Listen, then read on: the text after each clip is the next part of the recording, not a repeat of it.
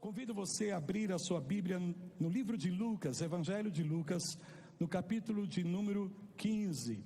E o ponto principal que nós estamos destacando aqui é o fato de que nós somos filhos de Deus. Não significa que nós não servimos a Deus, amém? Servimos a Deus. Porém, o ponto focal aqui desta palavra é que não é porque nós servimos a Deus que nós somos filhos, mas porque somos filhos de Deus, nós servimos a Ele. Então nós servimos a Deus na qualidade de filhos, no caráter de filhos, com uma mentalidade de filhos. E como eu disse domingo passado, isso faz toda a diferença na nossa vida, na maneira como nós percebemos a vida, na maneira como nós nos relacionamos com as pessoas, com a vida, a maneira como nós nos relacionamos com Deus, a maneira até inclusive como nós nos relacionamos conosco mesmo, amém? Então, quando nós temos uma mentalidade de servos, isso nos afeta de uma maneira muito negativa, porque achamos que somos dignos das dádivas de Deus com base nas nossas obras, e não há nada que nós possamos fazer para merecermos a graça de Deus nas nossas vidas. A graça de Deus é com base no favor dEle, o amor dEle, a misericórdia dEle. A palavra de Deus nos apresenta um Deus que é rico em misericórdia, e porque Deus é rico em misericórdia, Ele pode perdoar, amém? Ele pode salvar, Ele pode restaurar, Ele pode transformar as nossas vidas por causa do poder da sua misericórdia.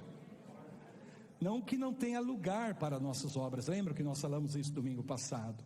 Nós devemos caminhar em justiça, mas mesmo que nós procuramos fazer as coisas certas, nós não conseguimos ser perfeito todo o tempo. Quem aqui, não precisa abrir a mão não precisa levantar a mão, quem aqui não é perfeito o tempo todo? Alguns ficaram assim, levanta ou não levanta, levanta ou não levanta, uma vontade danada de levantar. Bom, eu levanto, porque eu não consigo ser perfeito o tempo todo o tempo. E se você também não consegue se sentir perfeito o tempo todo o tempo, bem-vindo, você está na igreja certa. Plenitude de vida nasceu para você, para as pessoas imperfeitas, mas que amam a Deus, amém? Que querem de fato a cada dia viver o propósito de Deus nas suas vidas, que amam a palavra do Senhor. Então vamos ler o Evangelho de Lucas, capítulo de número 15, vamos ver os versículos 20 a 24, amém?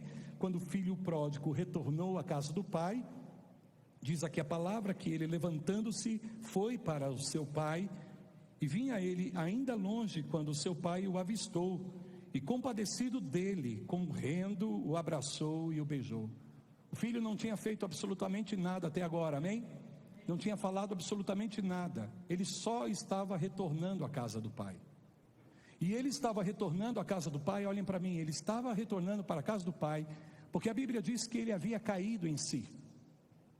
Ele reconheceu a sua verdadeira condição, e ele reconheceu o erro que ele havia cometido.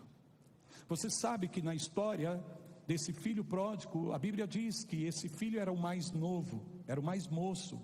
O pai tinha 2 filhos, e o mais moço então chegou um dia que ele falou: não, eu quero viver a minha vida, eu quero viver do meu jeito, não quero estar mais sujeito às ordens do meu pai, não quero mais estar dentro das normas dessa casa, eu quero viver a vida do meu jeito.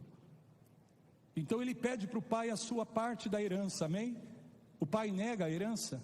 Não. Com muita dor no coração, o pai acaba concedendo a parte que era do filho, porque era o direito do filho. Ele pediu, e o pai reconhece o direito do filho, e dá a herança para o filho, mesmo sabendo que o filho iria se enveredar por um caminho não muito bom, um caminho perigoso, um caminho que poderia trazer muita dor e sofrimento a ele. E a dor e o sofrimento no coração de um filho não para no coração do filho, alcança o coração do pai, alcança o coração da mãe. Quantos pais sofrem por causa dos seus filhos?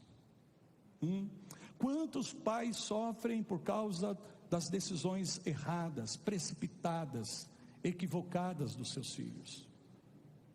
Porém nós sabemos que nós não podemos o tempo todo direcionar a vida deles. Vai chegar uma hora, quando eles são pequenos, tudo bem, estão debaixo totalmente da nossa autoridade.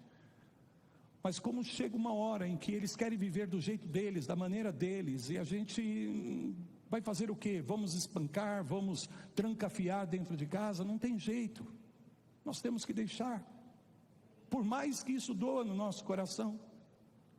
Lembre-se todo o tempo que a figura desse pai aqui representa o nosso Deus, como o nosso pai.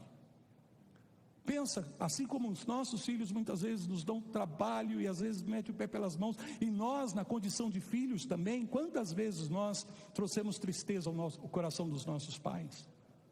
Você em algum momento já trouxe tristeza para o coração da sua mãe, do seu pai, quando você era filho adolescente, jovenzinho?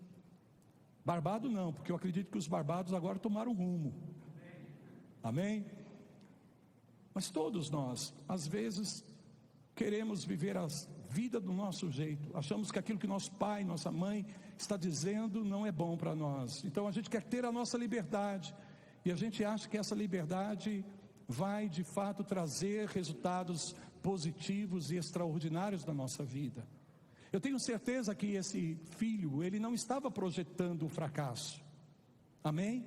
Ele estava acreditando que a decisão que ele estava tomando era a melhor decisão, do ponto de vista dele, mas o ponto de vista dele estava totalmente equivocado. Então a Bíblia diz que ele gastou tudo aquilo que ele tinha. Durante um tempo, toda a herança que o pai havia dado para ele, o respaldou. Para isso o pai serve, porque ele não tinha condições dele mesmo sair da casa do pai e viver do seu próprio esforço. É incrível como às vezes alguns filhos querem tomar decisões e eles não sabem ainda nem trocar as fraldas.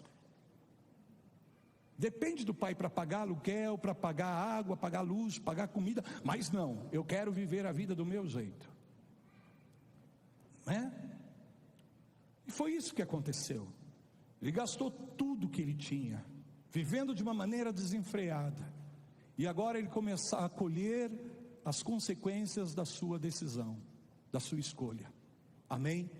E as consequências aqui são terríveis, porque ele começa a passar por necessidades, ele começa a passar por fome, e a Bíblia diz que esse menino chega ao ponto de estar entre os porcos, desejando comer a lavagem dos porcos, e a Bíblia diz que nem isso ele podia comer, nem isso era dado a ele. Quer dizer, enquanto ele tinha dinheiro, enquanto ele podia bancar, ele tinha amigos. Cadê os amigos?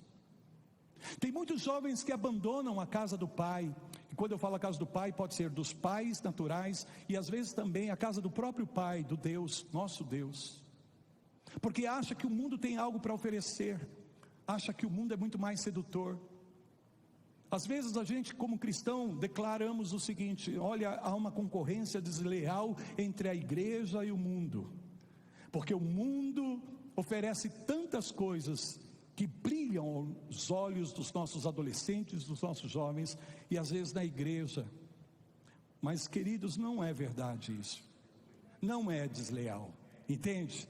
Por quê? Porque nada brilha mais do que a glória de Deus, nada resplandece mais do que a glória do Senhor. Qualquer brilho que o mundo possa oferecer é passageiro, é efêmero, é enganoso, precisa de artimanhas, de artifícios.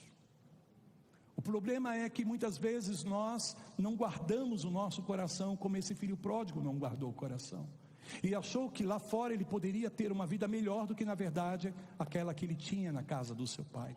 Muitos jovens acabam abandonando a igreja porque acham que vão ter uma vida melhor lá fora do que obedecendo a Deus e vivendo a palavra do Senhor. E queridos, eu quero dizer isso com um peso no meu coração, um fardo que Deus colocou no meu coração pela juventude, porque na verdade isso é enganoso. É enganoso.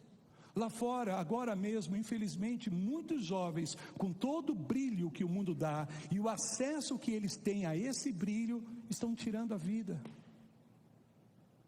Estão tirando a vida. Cada vez mais o número de jovens deprimidos aumenta na nossa sociedade.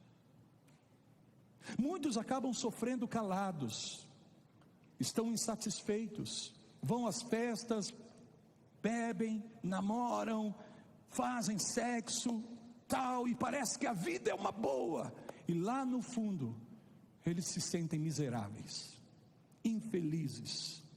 Então eles precisam dessas coisas para tentar preencher um pouquinho o vazio que elas sentem no interior. Não sei se isso faz sentido para você, mas é enganoso. Então não é desleal. O que acontece é que, infelizmente, em algum momento, os nossos jovens acabam querendo olhar, principalmente aqueles que muitas vezes nasceram na igreja.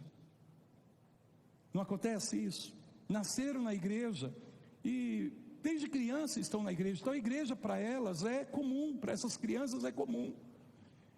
E aí vê os amiguinhos se divertindo, tal, vai chegando uma hora e eles começam a achar que, poxa, está me faltando alguma coisa.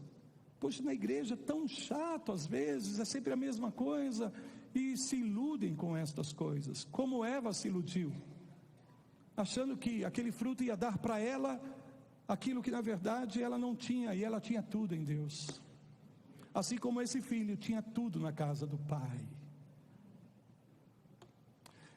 Mas ele cai em si, aleluias, amém? Ele reconhece o seu estado, ele olha para a sua condição, e ele lembra do tempo em que ele estava na casa do pai, e ele nem ao menos compara a vida que ele tinha na casa do pai, ele compara a sua vida agora com a vida que os trabalhadores do seu pai tinham,